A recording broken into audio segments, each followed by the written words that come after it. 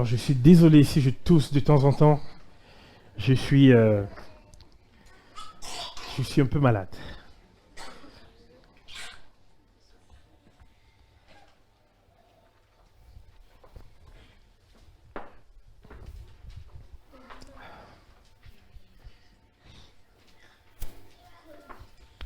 Alors, c'est maintenant le moment de la prédication.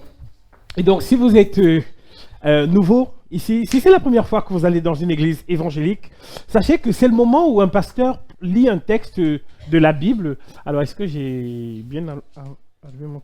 Okay, ouais. C'est le moment où un pasteur prend un texte de la Bible, le lit et l'explique. Et puisque nous sommes le dimanche de Noël, est-ce que vous imaginez... Alors, question, ça c'est pour les enfants. Vous pensez que le texte qu'on va lire va parler de quoi? Adam? De la naissance de Jésus. Ce serait dommage d'arriver un jour comme celui-ci et de parler d'autre chose que de la naissance de Jésus. Ok? Et donc le texte qu'on va lire aujourd'hui va porter sur la naissance de Jésus. On a commencé une série de prédications sur les cantiques, sur les cantiques qui entourent la période la période de Noël. On a vu le cantique de Marie, on a vu le cantique de Zacharie, et ce matin, on va écouter, comme on vient de le chanter, on l'a chanté Gloria in excelsis Deo. Et c'est le cantique, cette fois-ci, des anges. Parce qu'à Noël, les hommes chantent à la gloire du Fils qui vient, et les anges aussi se prosternent et chantent à la gloire de ce même Fils qui vient. Si vous avez des Bibles, chers amis, je vous invite à ouvrir à Luc chapitre 2, et on va lire des versets 1 à 20. Luc chapitre 2, des versets 1 à 20.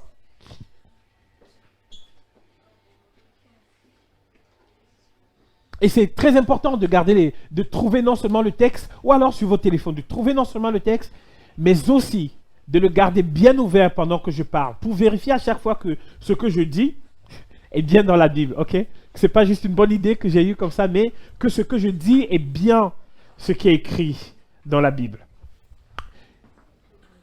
Ah, ok. Bon, je pense que le texte est un peu...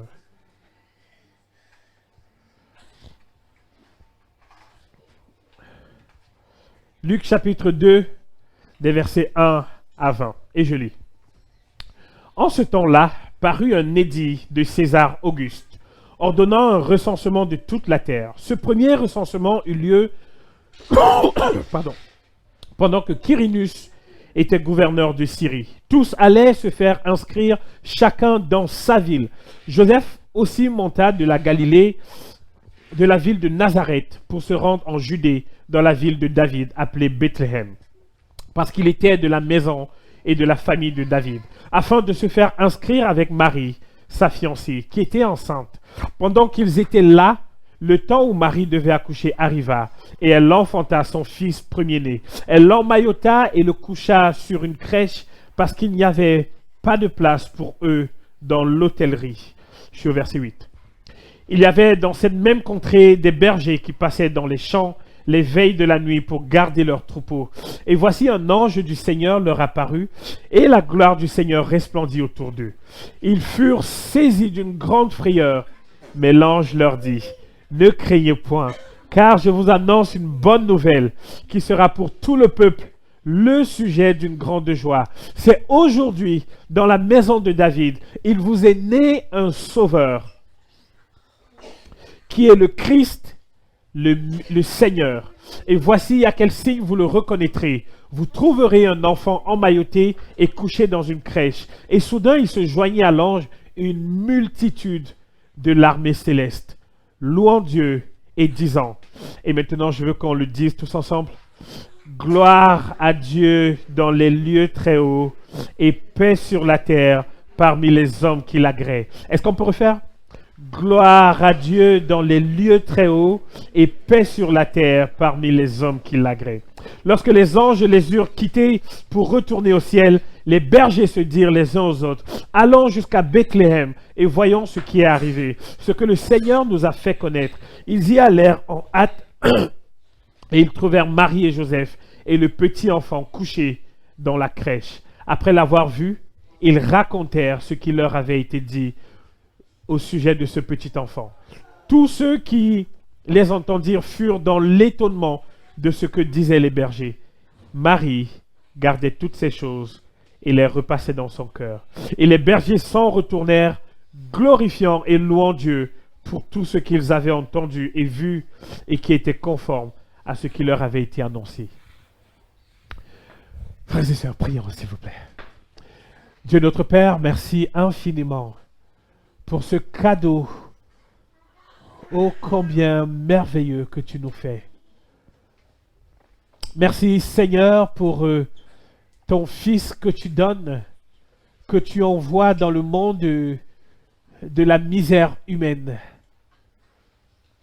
Merci parce que ce Fils est notre Seigneur, il est notre Messie, il est notre Sauveur.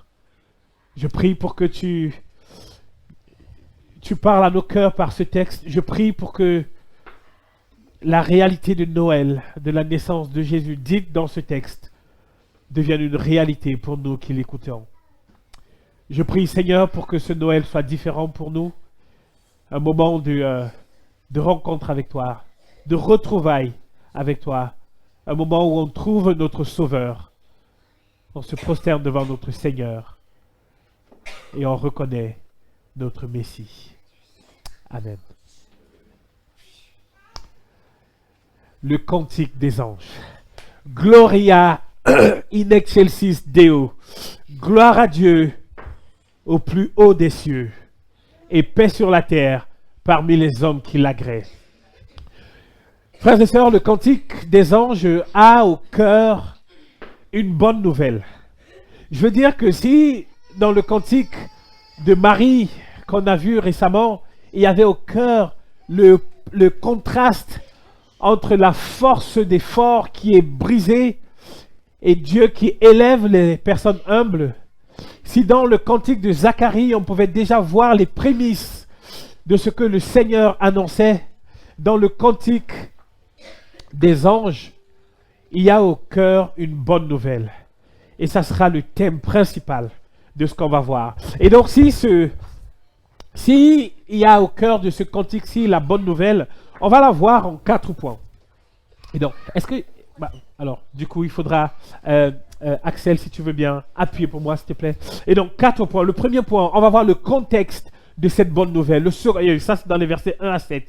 Le second point, on va voir l'annonce de cette bonne nouvelle dans les versets 8 à 10. Le troisième point, on va voir le sujet. Qui est le sujet de cette bonne nouvelle? Évidemment qu'on le sait. Mais on va voir ce que les anges nous disent de cette personne-là. C'est dans les versets 11 à 14. Et dans les versets 15 à 20, on va voir que à cette bonne nouvelle-là, il est impossible d'être impassible. Il est impossible d'être stoïque. Et donc, mon ambition pendant que je préparais ça, lorsque j'ai vu les versets 15 à 20 et que j'ai vu les différentes réactions des uns et des autres face à ce sauveur-là, je me suis dit, et je priais pour que, en partant d'ici, que personne ne parte comme il est venu, mais que chacun parte ayant réagi par rapport à ce sauveur-là. Regardez tout de suite.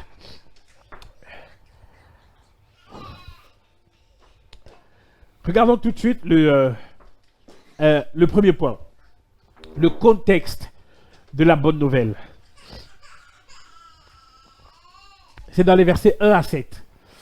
Alors, dans ces premiers versets-là, Luc nous présente dans des mots très simples l'histoire de la naissance de Jésus. Il y a plusieurs choses à remarquer. Et premièrement, la première chose à voir, c'est le contexte historique. Ce contexte historique que je vais, sur lequel je vais m'étendre un petit peu, a comme ambition de fixer les choses, la foi chrétienne, de fixer Noël dans la réalité de notre vie.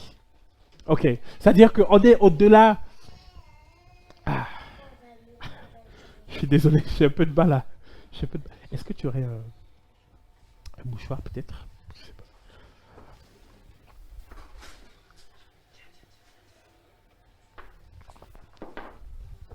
Merci.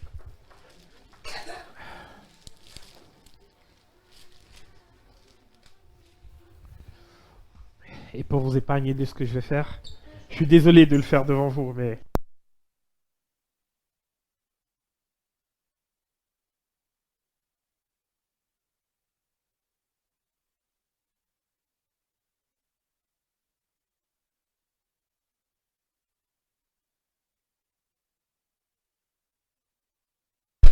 Excellent. Lorsque j'étais plus jeune et que j'allais dans mon village à l'ouest du Cameroun, mes oncles avaient l'habitude de nous raconter des histoires. Et chacune des histoires qu'ils nous racontaient commençait par « Il était une fois ». Comme pour dire que l'histoire est imaginaire. Comme pour nous dire que ce qui sera important dans ce qu'ils vont nous dire n'est pas la réalité de l'histoire, mais le folklore qu'il y a autour de l'histoire. Okay? Mais au contraire, dans le texte que nous avons, Luc commence son histoire de la naissance de Jésus dans les versets 1 et 2 en disant « En ce temps-là, parut un édit de César Auguste ordonnant un recensement de toute la terre. Ce premier recensement eut lieu pendant que Quirinus était gouverneur de Syrie. Vous voyez, on peut et on doit remarquer le sérieux, la précision minutieuse avec laquelle Luc situe les événements de la naissance de Jésus. Vous vous souvenez certainement que dans le chapitre 1, dans les premiers versets, qu'est-ce que Luc dit?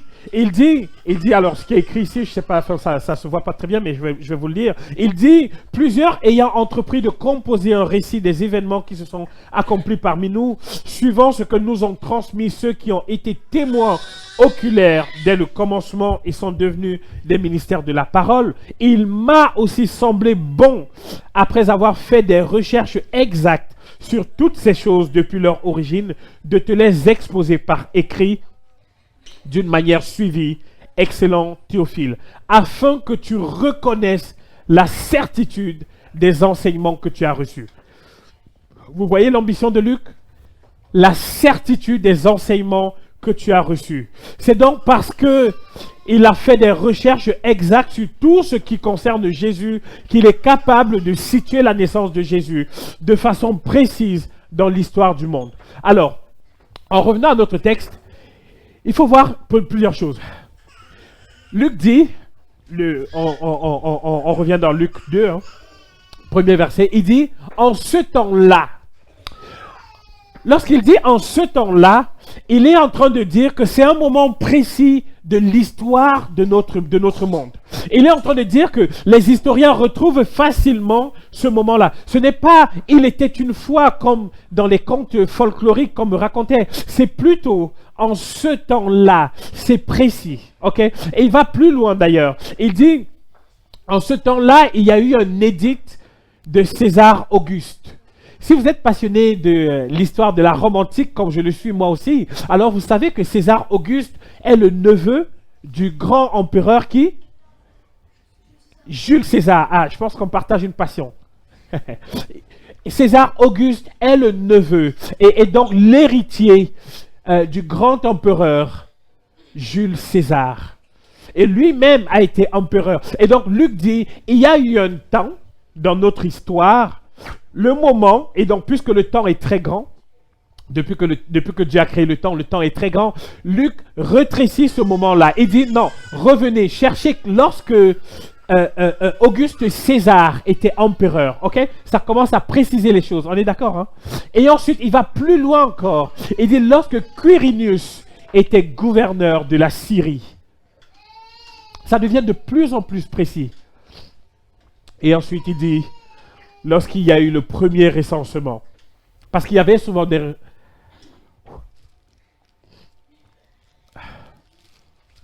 Il y avait souvent des recensements, généralement pour des questions d'impôts ou alors pour des questions de l'armée.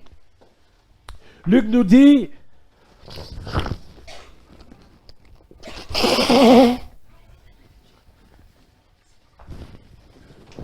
Je vais y arriver, hein.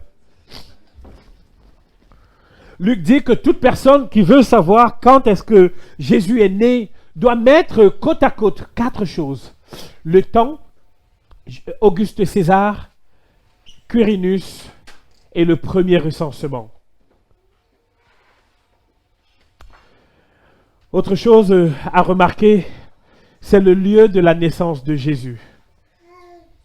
Mais avant d'aller plus loin, avant de remarquer le lieu de la naissance de Jésus, toujours sur la partie contexte historique, lorsque Luc s'efforce de donner des éléments historiques et précis, il inscrit Jésus dans l'histoire de l'humanité.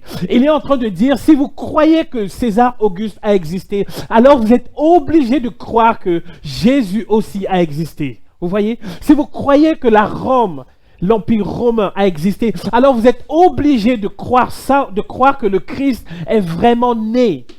Parce que les deux sont indissociables. Qui serait fou de dire que César Auguste que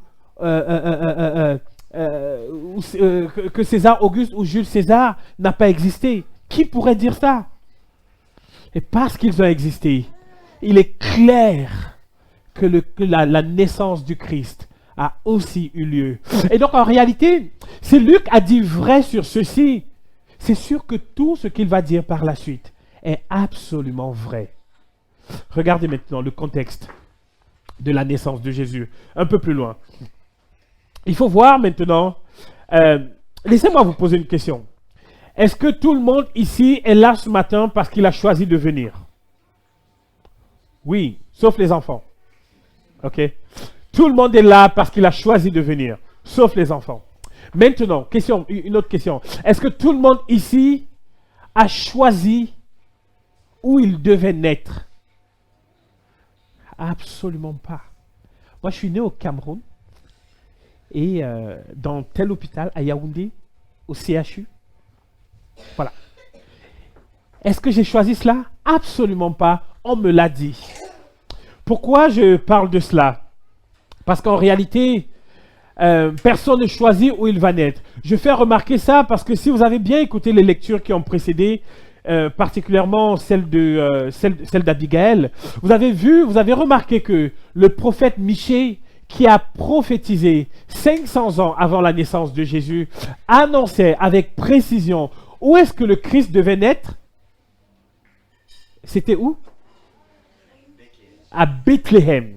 Ok. C'est-à-dire que, alors, je vais le dire en d'autres mots. Tous les Juifs de cette époque-là savaient que le Christ viendrait.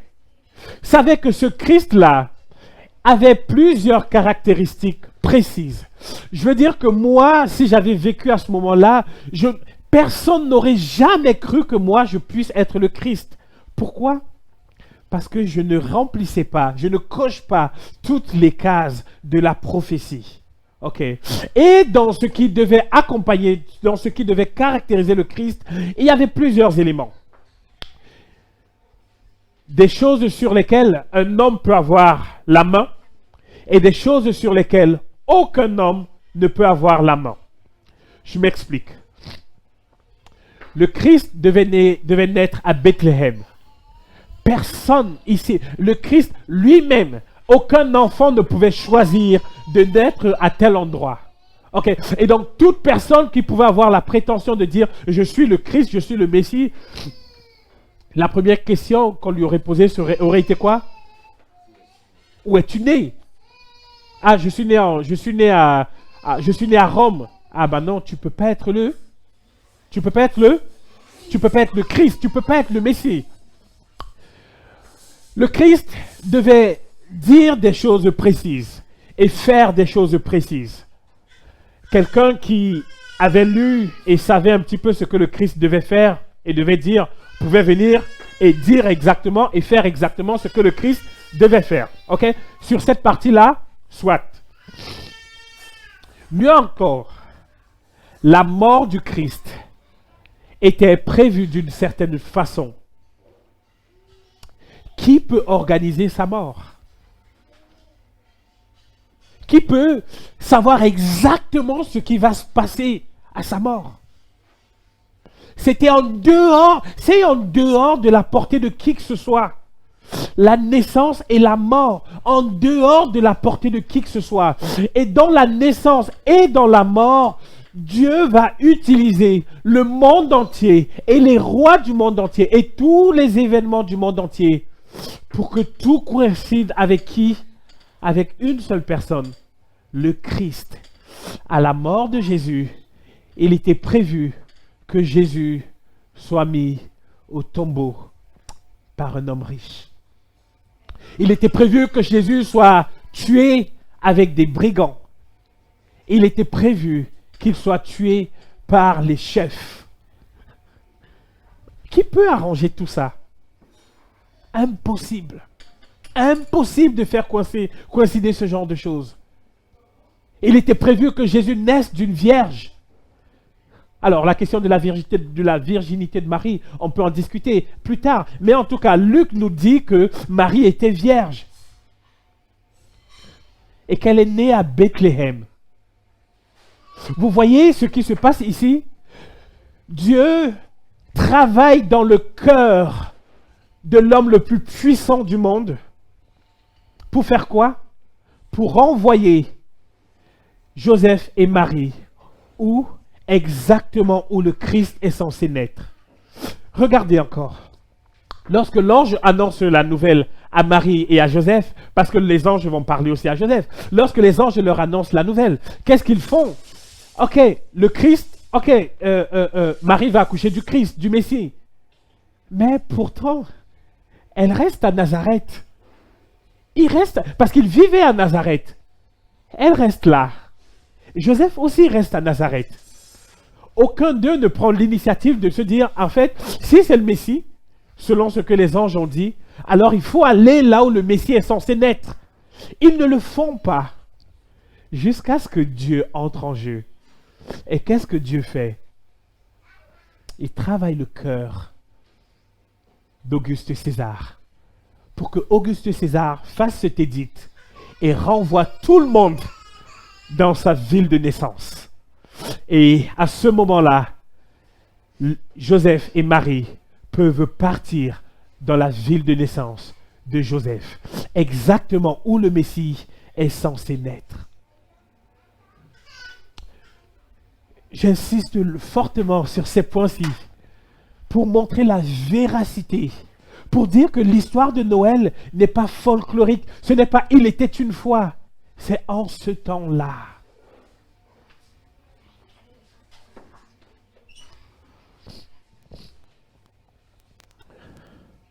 Luc positionne Jésus dans l'histoire du monde comme pour dire que si vous croyez que l'Empire romain a vraiment existé, alors vous êtes obligé de croire que le Christ est vraiment né à ce moment-là. La deuxième chose à remarquer, c'est l'humiliation profonde qui entoure l'arrivée de Jésus dans le monde. Quand je dis humiliation, lisez encore avec moi le verset 7. À la naissance du Christ, il a été enveloppé dans des langes. Et ça, c'était classique à cette époque-là. Si aujourd'hui, lorsqu'un enfant naît, on le met dans du coton, du fin lin. À cette époque, il était classique. Toutes les mamans enveloppaient leurs enfants dans des langes. Et donc ça ne fait pas de Jésus une exception. Pour autant, ce qui est humiliant, c'est l'endroit où il est né et l'endroit où il est allongé. Jésus est allongé sur du foin, dans une mangeoire avec des animaux. En réalité, chacun est en train de repartir dans sa ville de naissance. Et donc, qui dit voyage, dit qu'il y a de l'activité dans la route, sur les routes, et donc quoi? De l'activité dans les auberges. Ils n'ont pas de place à l'auberge. Et qu'est-ce qu'ils font? Marie doit accoucher. Il faut trouver un endroit pour la faire accoucher. Ils partent dans cette étable-là, dans cette mangeoire. Et dans cette mangeoire, en réalité, c'est l'endroit où les voyageurs, les gens qui dormaient dans l'auberge, faisaient garder leurs bêtes, faisaient manger leurs bêtes, faisaient que leurs bêtes se vident aussi. Vous avez compris quand je dis se vide. Et c'est là que Jésus est né. Un endroit certainement froid, humide, isolé, un endroit qui ne sentait pas bon. Il n'y a pas d'annonce médiatique comme c'est le cas pour les fils de la royauté anglaise. Pour le Fils de Dieu, il n'y a absolument rien. C'était misérable. C'était humble. C'était humiliant. Mais Dieu va intervenir dans cette situation. Et c'est le deuxième point. L'annonce. Dans les versets 8 à 10. Dans les versets 8 à 10, le tableau change un petit peu. Jésus est toujours dans la mangeoire, mais Dieu intervient. Il intervient pour exalter lui-même son Fils. Et pour cela, il envoie un ange pour porter la bonne nouvelle. Là encore, il y a un contraste saisissant entre saisissant qu'on a dans ce texte-ci. L'annonce de la bonne nouvelle ne se fait pas à Jérusalem parmi les chefs religieux, ni à Rome parmi les aristocrates. L'annonce se fait auprès des bergers. Les bergers, pour vous donner un peu de contexte, étaient généralement dehors dans la nuit. Ils dormaient dehors, ils vivaient dehors, et pour garder leurs bêtes. Et à cause de cela, parce que vivant dehors, ils ne pouvaient pas vivre une vie spirituelle d'un juif classique, les bergers étaient considérés comme des personnes impures. Et donc ils n'avaient pas de compagnie. Et c'est à eux que les anges viennent annoncer la nouvelle de l'enfant qui a changé l'histoire du monde. Dans son cantique, Marie l'avait déjà annoncé que Dieu était sur le point de renverser les puissants et d'élever les humbles. Dieu reste constant. Pour sauver l'humanité, il choisit les choses faibles. Le bébé qui vient de naître est un bon exemple de la faiblesse par laquelle Dieu choisit de sauver le monde. La mangeoire dans laquelle il vient de naître est un bon exemple de faiblesse. Les bergers à qui cette nouvelle est annoncée est un bon exemple de la faiblesse. Et Dieu agit ainsi certainement à cause du verset 10.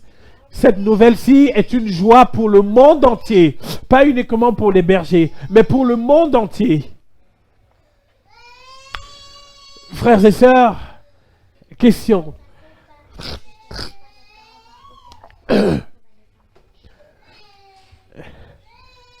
Vous êtes-vous déjà senti la légitimité de vous inviter dans un conseil ministériel? Qui ici a déjà fait ça? Qui ici pourrait faire ça? Est-ce que vous êtes d'accord que si on organise une activité à l'extérieur et qu'un ministre voulait venir voir ce qu'on fait, on serait d'accord? On serait même honoré.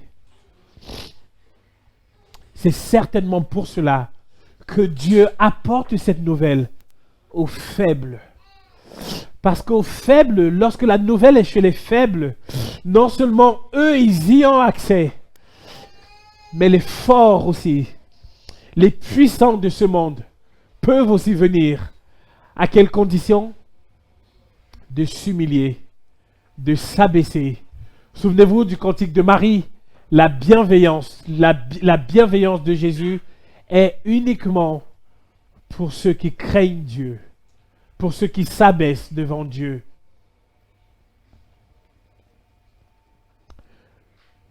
Le troisième point qu'on a,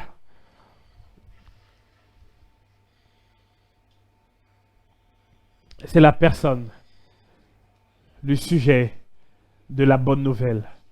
On a ça dans les versets 11 à 15. Frères et sœurs, le cœur de notre texte bat au verset 11.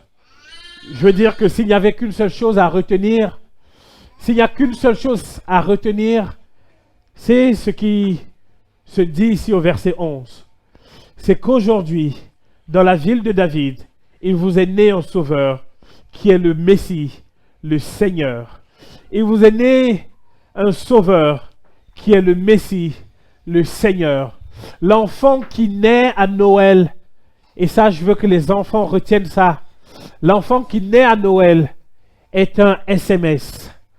Le sauveur, le Messie et le Seigneur. Est-ce que les enfants veulent bien répéter avec moi? Il est le sauveur, le Messie est le Seigneur. C'est le SMS, ok? L'enfant qui vient à Noël est le Sauveur, le Messie, le Seigneur. Ce verset est sans appel sur l'identité de Jésus. Jésus est certainement la personne de qui on a le plus écrit dans le monde. Jésus est certainement la personne de qui on parle le plus dans le monde. Jésus est certainement la personne qui a fait l'objet de toutes et des plus grandes études dans le monde. Et le sujet principal de l'étude sur la personne de Jésus porte sur son identité. Qui était-il vraiment? Qui est-il vraiment? Certains ont suggéré que Jésus était juste un sage. Certains ont suggéré que Jésus était juste un prophète. Certains ont suggéré que Jésus était juste une personne qui est venue montrer le bon exemple. D'autres ont dit qu'il était un révolutionnaire. Mais dans ce texte, dans le verset 11, il est dit qu'il est le Messie. Le Messie en hébreu et le Christ en grec. Alors, les enfants, moi je m'appelle Gaël Wagoum, ok? Gaël, mon prénom, et Wagoum, mon nom de famille. Quand je dis Jésus-Christ, Jésus c'est le, et le Christ c'est le, non? Ah, justement, j'ai entendu nom de famille, et c'est la réponse que je voulais, pour dire non, ok? Que le Christ, ce n'est pas le nom de famille de Jésus. Le Christ, Christ en grec, Messie en hébreu, ça signifie quelque chose. C'est un attribut de ce qu'il est. Ok? Jésus-Christ, Fils de Dieu, le Messie, ça signifie qu'il est loin de Dieu. Il est l'envoyé de Dieu. Il est le roi divin qui descend, qui est de la descendance de David. Vous avez vu comment Luc a essayé par tous les moyens de nous prouver que Jésus descend vraiment de la lignée de David, parce qu'il est le fils, il est le mari, enfin, il est le fils de Marie, qui elle est la femme de Joseph, qui lui est descendant de David, et que Jésus naît à Bethléem, dans la ville de David. Vous voyez? Il est le Messie. Ensuite, l'ange va dire que Jésus est le Sauveur. Et c'est maintenant que ça devient crucial. Des gens ici pourraient me poser la question, un sauveur, oui, mais sauveur de quoi? Il me sauve de quoi? De quoi ai-je besoin d'être sauvé? Une personne qui est piégée dans les flammes d'un incendie pourrait appeler à l'aide et dire « Au secours, sauvez-moi ». Une personne qui se noie dans un océan pourrait dire « À l'aide, sauvez-moi ». Mais Jésus alors, de quoi nous sauve-t-il? En réalité, frères et sœurs, Jésus nous sauve du péché et de la culpabilité du péché et des conséquences du péché. Je veux dire que Jésus ne nous sauve pas uniquement des actions mauvaises qu'on serait capable de faire. Il nous sauve de ce que nous sommes par nature. Il est la réponse de Dieu au péché qui est marqué dans le gène humain. Nous avons tous désobéi à Dieu et nous nous sommes rebellés contre lui. Pas un seul humain n'a été juste à l'image de ce que Dieu demande dans sa parole.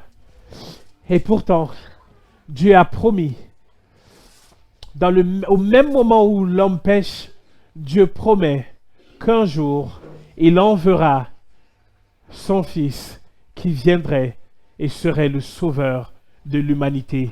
Et lorsque ce moment-là est venu, Dieu lui-même est venu se mêler à notre misère humaine pour sauver chacun de nous du péché. C'est pour cela que les anges chantent, parce qu'ils voient le salut de Dieu. C'est pour cela qu'ils annoncent ça à ces faibles et misérables, à ces hommes que la société a exclus, à ces personnes qui étaient des parias.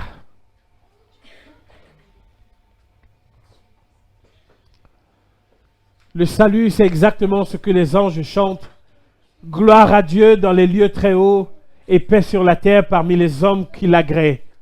Les anges voient le grand salut de Dieu et ils entonnent le cantique avec 2 volets. Gloire à Dieu, mais aussi paix sur la terre parmi les hommes qui l'agréent.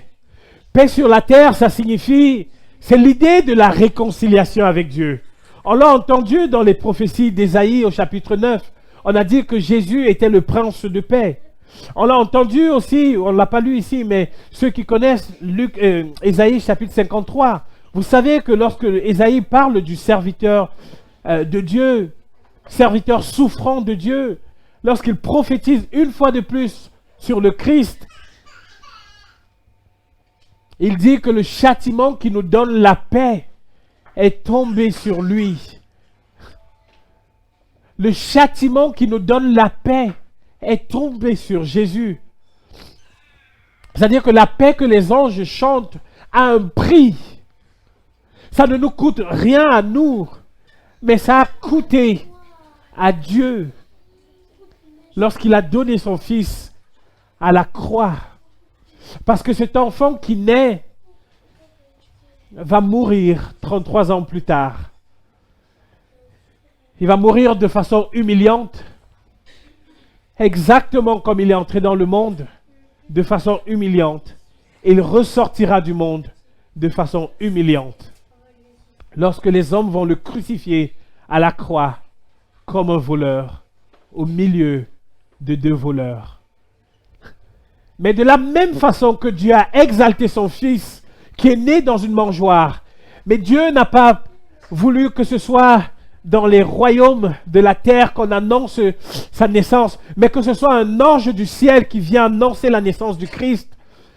De la même façon, Dieu va exalter ce Fils-là lorsqu'il va sortir de ce monde humilié. Dieu va l'exalter 3 jours plus tard dans la résurrection. C'est ça que les anges chantent. Gloire à Dieu dans les lieux très hauts et paix sur la terre parmi les hommes qui l'agréent. Maintenant, il y a des réactions. On peut se demander, ok, qu'est-ce qu'on fait de ça? En réalité, plusieurs choses qu'on pourrait faire. Il faudrait faire ce que les anges, ce que les personnes les premiers témoins de ces choses s'y font. Premièrement, si tu veux bien appuyer, premièrement, on a les anges qui viennent chanter au verset 14. Ils chantent la gloire à Dieu. Ils reconnaissent dans ce Fils-là la gloire et la majesté de Dieu. Ils chantent gloire et honneur à Dieu. Frères et sœurs, quand vous serez partis et que vous mangerez, vous festoierez ce soir,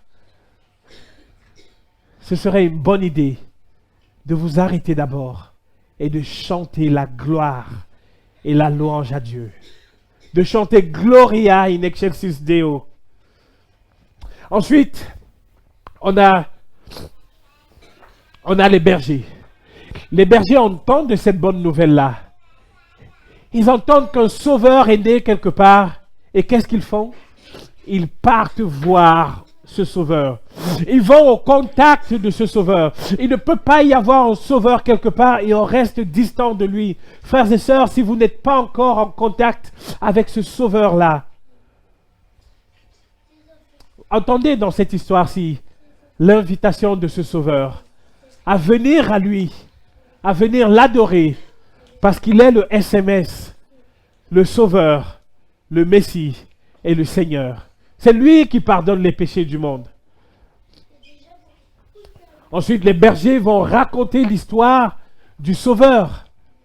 Ils vont la raconter ce soir en partant raconter à tout le monde qu'un sauveur est né. Et enfin, eux aussi vont glorifier Dieu. Ensuite, on a Marie qui, elle, va méditer l'histoire du sauveur dans son cœur continuellement. Voilà, frères et sœurs, l'histoire de Noël. Et ma prière, c'est que cette histoire de Noël, de la même façon que l'histoire de Noël est imbriquée dans l'histoire du monde et dans l'histoire de la Rome, que cette histoire de Noël soit imbriquée dans chacune de vos vies aussi. Et que vous puissiez vous dire, ah, J'ai la paix. Dieu m'agrée, j'ai la paix. Parce que j'ai reconnu en Jésus le Fils de Dieu, le Sauveur de l'humanité. Je vous invite à vous lever et on va chanter un dernier chant pour terminer notre culte. On va chanter le minuit chrétien. Alors.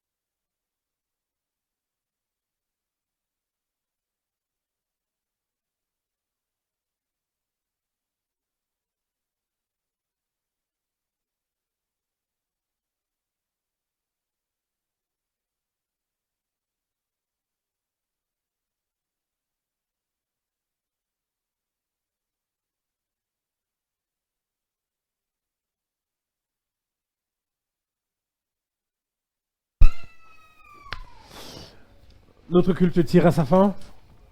Mais avant de nous séparer, je vais lire un dernier texte. Ce texte-ci est ce qui se passera pour ce fils-là qui est né et qui a commencé à être adoré par les anges. Et en réalité, il faudrait, pendant que je vais lire ce texte-là, il faudrait vous poser la question, ferez-vous partie de ce qui se passera ici ou pas? La décision est pour vous et à prendre maintenant.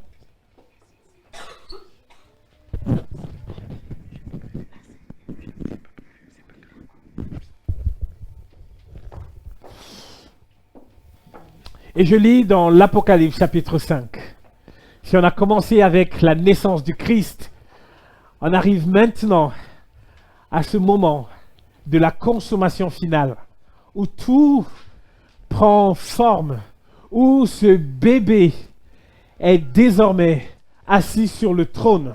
Écoutez, puis je vis dans la main droite de celui qui était assis sur le trône un livre écrit en dedans et en dehors, scellé de 7 sceaux. Et je vis un ange puissant qui criait d'une voix forte, qui est digne d'ouvrir le livre et d'en rompre les sceaux. Et personne dans le ciel, ni sur la terre, ni sous la terre, ne put ouvrir le livre ni le regarder. Et je pleurais beaucoup de ce que personne ne fut trouvé digne d'ouvrir le livre et de le regarder. Et l'un des vieillards me dit, ne pleure point. Voici, le lion de la tribu de Juda,